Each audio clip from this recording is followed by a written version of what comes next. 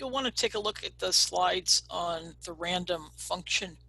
It'll help you with this exercise, and it's also very useful in a lot of instances in gaming. I'm on slide 44, introducing the topic.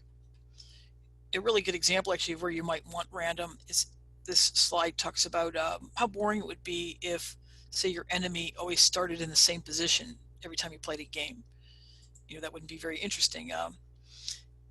So what if we used the random function so that each time the game started or the program ran, that it initially started in a different position? So let's see what this looks like. The syntax is that when you use random function, you have two arguments, and it's just that you're setting the minimum and maximum value.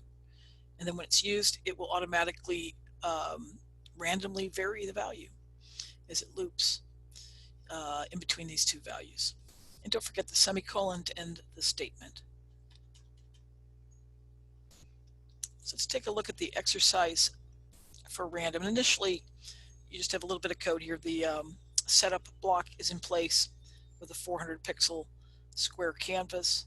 There's a gray background color, and the draw block is in place. But other than that, there's not too much in the starting code. So if you start to read the instructions, we're going to look at the idea of trying to have a random number that varies from 0 to 399. And what we're going to talk about is having a circle that varies position randomly, kind of like it bounces around. And there's actually quite a few steps here, so I think this is a good exercise to end with because it makes you practice, kind of think through a few steps you've been doing. So let's kind of think about it before I show the final. And there's prompts down here to help you. So first, you need to create the variables that you're using. So I think you could use let, and then the variable name equals, just to set it up. So let's kind of start on our instructions. You're going to create a variable that's called circle horizontal. We're going to be using that down when we create the circle to just control the horizontal position. Initially, when you define it, you're going to set it to 0 as a value. So it makes sense. We'll basically say, something like let there is a variable called circle horizontal equals 0 as its initial value. And then we're going to redefine it.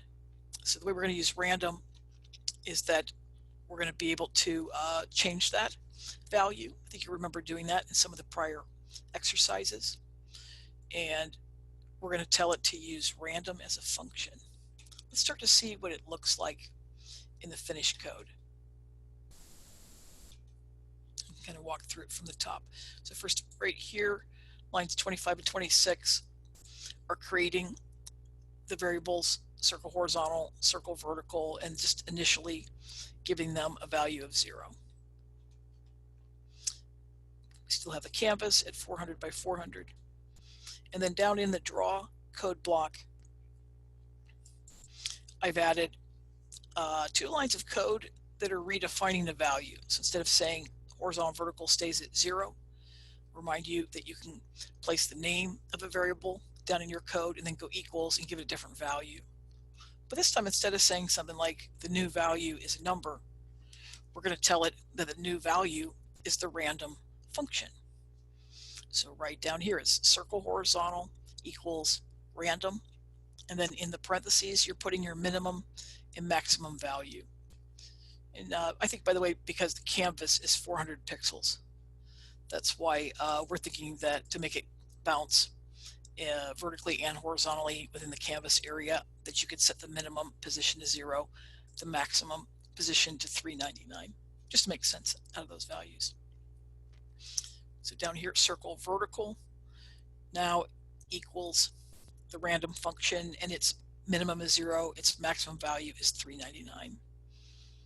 I also added fill just to assign a color, and then right here is circle. It's telling it draw the circle on the screen, and you can see I've placed the variable names there for the horizontal and vertical arguments. There's a little tip added, something you can experiment with is you can play with the frame rate function which relates to the looping.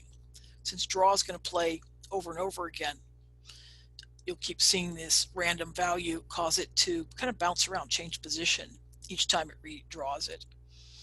By the way, you might want to play after you've at least gotten as far as creating the variables, assigning random, and then having circle in place. Because there's definitely a default frame rate that'll happen now. But then if you want to experiment with the speed after you see it moving, you can add frame rate, and the value in there, the number, is how many times it's looping this per second. So maybe I can slow it down. Let's have it maybe only play 10 times. Or I can speed it up with a larger value, like 30. So this is kind of fun to experiment with. And even if you remove frame rate or never add it, you'll still see movement, but you have more control over the speed if you want to add that function in there too. And I think when you see this, it starts to show you there is a huge value in random that actually that can be very useful in gaming and animation.